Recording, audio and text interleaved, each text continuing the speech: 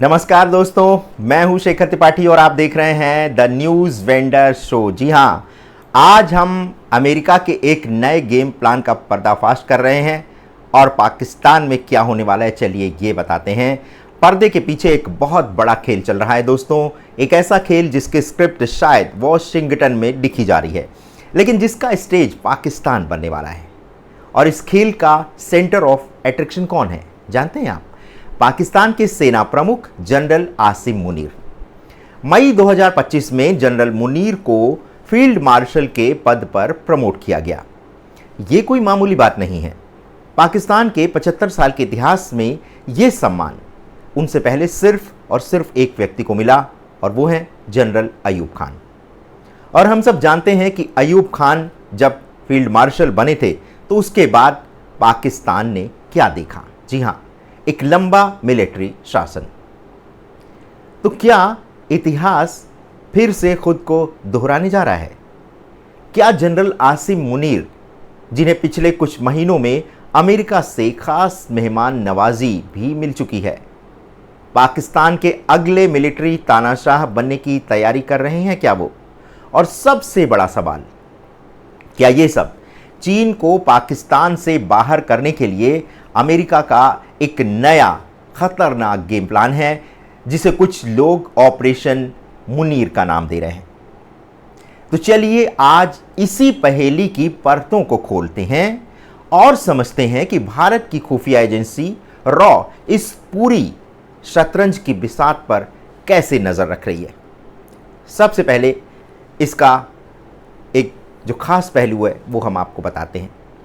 Field marshal का पद और तख्ता पलट का जो डर है ये पाकिस्तान में बहुत बड़ा है। पाकिस्तान में आर्मी चीफ की कुर्सी हमेशा से प्रधानमंत्री की कुर्सी से ज़्यादा ताकतवर मानी गई है, लेकिन फील्ड मार्शल का पद ये तो पावर और सम्मान का एक अलग ही लेवल है। जब मई 2025 में जनरल मुनीर को ये रैंक दी गई तो इस्लामाबाद से लेकर के दिल्ली और बीजिंग तक हलचल मच गई। वजह सीधी थी, पाकिस्तान के इतिहास में ये पद पाने वाले वो सिर्फ दूसरे जनरल हैं। पहले थे अयूब खान, जिन्होंने फील्ड मार्शल बनने के कुछ समय बाद ही देश में मार्शल लॉ लागू करके सत्ता पर कब्जा कर लिया। हालांकि पाकिस्तानी अधिकारी और कई सूत्र लगातार कह रहे हैं कि मुनीर को दिया गया ये पद सिर्फ एक सम्मान है, एक सेरेमोनियल रैंक। उनका कहना है कि इसका किसी ऑपरेशनल पावर या राजनीतिक प्लान से कोई लेना देना नहीं है। लेकिन असली सवाल ये है कि क्या पाकिस्तान के इतिहास को देखते हुए इस बात पर यकीन किया जा सकता है? एक ऐसा देश जिसने अपनी आज़ादी के बाद आधा से ज़्यादा वक्त फौजी हुकूमत में गुजारा हो, वहाँ आर्मी चीफ को दिया गया ऐसा खास सम्मान सिर्फ एक औपचारिकता कैसे हो सकता है? ये प्रमोशन ऐसे वक्त पर हुआ है जब पाकिस्तान अपने सबसे बुरे आर्थिक और सियासी दौर से गुजर रहा है। सरकार कमज़ोर है, लोग महंगाई से बेहाल हैं और पॉलिटिकल ड्रामा अपने चरम पर है। और ऐसे में एक ताकतवर सेना प्रमुख का एक और पावर से लैस होना, यानी ज़्यादा ताकतवर होना, ये वहाँ के लोगों के लिए खतरे की घंटी है। और ये इशारा है कि शायद लोकतंत्र की लाइट्स ऑफ करके एक बार फिर फौजी बूटों की आहट सुनाई देने वाली है पाकिस्तान में। अमेरिका की चाल और ऑपरेशन मुनीर।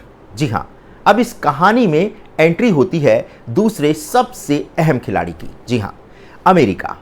पिछले कुछ सालों से, खासकर इमरान खान के दौर में, अमेरिका और पाकिस्तान के रिश्ते कुछ ठीक नहीं चल रहे थे। लेकिन जनरल मुनीर के आर्मी चीफ बनने के बाद अचानक वॉशिंगटन की दिलचस्पी पाकिस्तान में फिर से बढ़ गई। जून से अगस्त 2025 के बीच जनरल मुनीर अमेरिका के दौरे पर गए और ये दौरे इसलिए खास थे क्योंकि वहाँ पर उनकी मुलाकातें अमेरिका के बड़े प्रभावशाली लोगों से हुई, जिसमें राष्ट्रपति डोनाल्ड ट्रंप के साथ एक लंच इवेंट भी था। ये किसी दूसरे देश के सिर्फ एक सेना प्रमुख के लिए बहुत बड़ी और असामान्य बात है। तो सवाल उठता है कि अमेरिका अचानक जनरल मुनीर पर इतना मेहरबान क्यों हो गया है? जियोपॉलिटिकल एक्सपर्ट्स मानते हैं कि इसका जवाब एक शब्द में छिपा है, चीन। जी हां, चीन ने सीपेक यानी चीन पाकिस्तान इकोनॉमिक कॉरिडोर के जरिए पाकिस्तान में अरबों डॉलर का निवेश किया है। ग्वादर पोर्ट से लेकर पाकिस्तान के कोने कोने तक हर जगह चीन का असर दिखाई दे रहा है। ये बात अमेरिका को कांटे की तरह चुभ रही है। अमेरिका को डर है कि पाकिस्तान पूरी तरह से चीन के पाले में चला जाएगा, जिससे इस इलाके में अमेरिका का दबदबा खत्म हो जाएगा। और यहीं से दोस्तों ऑपरेशन मुनीर की थ्योरी निकल करके सामने आ रही है। इस थ्योरी के मुताबिक अमेरिका पाकिस्तान में एक कमजोर लोकतांत्रिक सरकार की जगह एक मजबूत फौजी शासक चाहता है। एक ऐसा लीडर जो अमेरिका के साथ मिलकर के चले और पाकिस्तान से चीन के असर को धीरे धीरे कम करना शुरू कर दे। जनरल मुनीर, जिन्हें एक स्ट्रॉन्ग लीडर के तौर पर देखा जाता है, इस रोल के लिए अमेरिका की नज़रों में इससे परफेक्ट उम्मीदवार तो कोई हो ही नहीं सकता था। मुनीर की अमेरिकी यात्राएं और उन्हें मिल रही तवज्जो इसी कथित गेम प्लान का हिस्सा बताई जा रही हैं। अब चलिए इसके दूसरे पहलू पर गौर करते हैं। क्या वाकई कोई अमेरिकी साजिश है ये? सुनने में ये किसी जासूसी नॉवेल की कहानी लगती है ना? लेकिन इंटरनेशनल पॉलिटिक्स में कुछ भी हो सकता है। हालांकि हमें यह भी साफ करना होगा कि ऑपरेशन मुनीर या अमेरिका की तरफ से किसी तख्तापलट की साजिश का अभी कोई ठोस सबूत नहीं मिला है। अभी यह सिर्फ एक थ्योरी है जो हाल की घटनाओं और पाकिस्तान के इतिहास को जोड़ करके देखी जा रही है। लेकिन दाल में कुछ काला तो जरूर है। अमेरिकी विदेशी विभाग ने हमेशा की तरह यही कहा है कि वो पाकिस्तान में लोकतंत्र का समर्थन करते हैं। खुद पाकिस्तानी अधिकारियों ने जनरल मुनीर की किसी भी राजनीतिक इच्छा से इनकार किया है और तख्तापलट की खबरों को बकवास बताया है। लेकिन हालात कुछ और ही कहानी बयां कर रहे हैं। पाकिस्तान की खस्ता आर्थिक हालत, चीन पर उसकी बढ़ती निर्भरता और अमेरिका की बेचैनी, ये सब मिलकर के एक ऐसा विस्फोटक कॉकटेल तैयार कर रहे हैं जहां एक फौजी दखल की आशंका को पूरी तरह से खारिज नहीं किया जा सकता। अमेरिका का इतिहास रहा है कि वो अपने मतलब के लिए दुनिया भर में सरकारें बनाता भी है और सरकारें बिगाड़ता भी आया है। ऐसे में ये मानना कि वो पाकिस्तान को चीन के हाथों में जाने से रोकने के लिए चुपचाप बैठा रहेगा, थोड़ा मुश्किल लगता है। अब चलिए बात करते हैं कि भारत पर इसका असर क्या होगा और रॉ की नज़रें कहां कहां बिछी हुई हैं। सबसे ज़रूरी सवाल यही है, अगर पाकिस्तान में ये गेम प्लान कामयाब होता है और जनरल मुनीर सत्ता संभाल लेते हैं तो इसका भारत पर बहुत बड़ा और बुरा प्रभाव होगा। ये भारत के लिए एक बहुत बड़ी चिंता की बात है और सबसे पहला जो खतरा है सिक्योरिटी का, सुरक्षा का। जनरल आसिम मुनीर को एक कट्टर भारत विरोधी माना जाता है। एक इस्लामिक नेता के तौर पर भी उनकी छवि बनी है। उनके आर्मी चीफ बनने के बाद से ही कश्मीर में बॉर्डर पर तनाव और घुसपैठ की कोशिशें बढ़ी हैं। अगर सत्ता पूरी तरह से उनके हाथ में आ गई तो ये तनाव और भी भयानक हो सकता है। अक्सर देखा गया है कि एक सैन्य तानाशाह अपनी जनता का ध्यान देश की अंदरूनी समस्याओं से हटाने के लिए भारत विरोधी भावनाओं को हवा देता है। दूसरा, पाकिस्तान में एक अस्थिर फौजी हुकूमत पूरे दक्षिण एशिया में शांति के लिए एक खतरा है। भारत के पड़ोस में पहले ही कई देशों में सियासी उथल पुथल चल रही है। ऐसे में अगर पाकिस्तान भी एक और मिलिट्री तानाशाही के दौर में चला जाएगा तो ये पूरा इलाका एक खतरनाक असंतुलन पैदा कर देगा। भारत की खुफिया एजेंसी रॉ इन सभी डेवलपमेंट्स पर बहुत करीबी से नज़र रखे हुए है। दिल्ली में बैठे रणनीतिकार हर एक हरकत को एनालाइज कर रहे हैं। रॉ ये समझने की कोशिश कर रही है कि मुनीर के प्रमोशन और उनकी अमेरिकी यात्राओं के पीछे का असली खेल क्या है। भारत किसी भी तरह के दुस्साहस का जवाब देने के लिए पूरी तरह तैयार है। लेकिन साथ ही डिप्लोमेटिक लेवल पर इस सिचुएशन को हैंडल करने की कोशिश भी भारत की तरफ से की जा रही है। फिलहाल भारत के लिए ये वेट एंड वॉच की स्थिति है। तो क्या वाकई पाकिस्तान एक और तख्तापलट की दहलीज पर खड़ा है? क्या जनरल आसिम मुनीर अमेरिका की मदद से पाकिस्तान के नए बॉस बनने जा रहे हैं? ऑफिशियल तौर पर इन सभी बातों का अभी कोई सबूत नहीं है। पाकिस्तानी सरकार और सेना दोनों ही इन बातों को खारिज करते हैं। लेकिन पाकिस्तान का इतिहास, वहां की मौजूदा बदहाली, चीन और अमेरिका के बीच चल रही पावर की जंग और जनरल मुनीर का ये असाधारण प्रमोशन, ये सब मिलकर के एक ऐसी तस्वीर बनाते हैं जिसे अनदेखा नहीं किया जा सकता। ये एक ऐसी शतरंज की बिसात है जिस पर मोहरे चल दिए गए हैं और आने वाले कुछ ही महीनों में ये तय हो जाएगा कि पाकिस्तान का ऊंट किस करवट बैठेगा। क्या जनरल मुनीर पाकिस्तान के नए अयूब खान बनेंगे या ये सब कुछ और ही है? इसका जवाब तो सिर्फ वक्त ही देगा। तो इस पूरे एनालिसिस पर दोस्तों आपकी राय क्या है? क्या आपको लगता है कि पाकिस्तान में तख्तापलट की कोई संभावना है और इसमें अमेरिका की क्या भूमिका हो सकती है? तो नीचे कमेंट्स में हमें ज़रूर बताएं।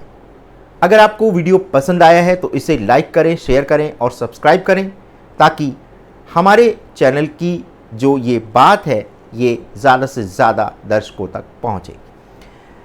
तो आज द न्यूज़ वेंडर शो में आपको हमने बताया अमेरिका की एक नई साजिश और जो पाकिस्तान के प्रति ट्रंप का प्यार है, जहां वो कहते हैं सीधे सीधे कि पाकिस्तान को वो प्यार करते हैं। ये वही ट्रंप हैं जो पाकिस्तान को पहले आतंकवादी देश कहते थे। ये वही अमेरिका है जो पाकिस्तान में घुस करके उसामा बिन लादेन को ठिकाने लगाता है। और ये वही अमेरिका है जो अब पाकिस्तान के लिए बोल रहा है कि पाकिस्तान आई लव यू। अब आप समझ लीजिए कि इसके पीछे का, इस कहते हैं कई बार जो प्यार होता है ना वो तबाही भी लाता है। हर प्यार वैसे तबाही लाता है, ये आप अपने जीवन में भी महसूस करिएगा। तो अमेरिका का पाकिस्तान के प्रति ये जो प्यार है ना, ये पाकिस्तान की तबाही का एक बहुत बड़ा संकेत है। तो आज द न्यूज़ वेंडर शो इसी बात की पड़ताल कर रहा था। आपके पास भी अगर इससे जुड़ी कोई खुफिया जानकारी है तो आप इसे हमारे ईमेल आईडी समाचारवाला.com पर आप दे सकते हैं। वो स्क्रीन पर फ्लैश हो रहा है, आप इस पर भेज सकते हैं अपनी जो आपकी एनालिसिस क्या कहती है। अगर आप खुफिया जानकारियों से जुड़े हुए कोई ऐसे शख्स हैं और आपके पास ऐसी खुफिया जानकारी है जो आप हमसे साझा करना चाहते हैं तो वो भी आप हमारे ईमेल आईडी पर भेज सकते हैं।